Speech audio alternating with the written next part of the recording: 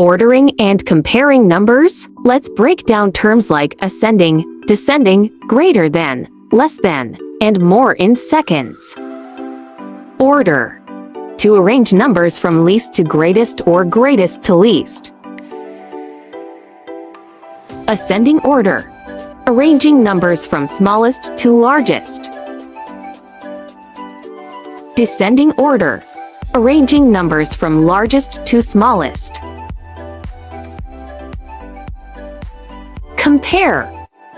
To decide if one number is greater than, less than, or equal to another number, can also be used to tell how shapes are alike or different. Inequality. A mathematical equation that is used to compare quantities, often uses 5 symbols: greater than, or equal to, less than, or equal to or not equal to.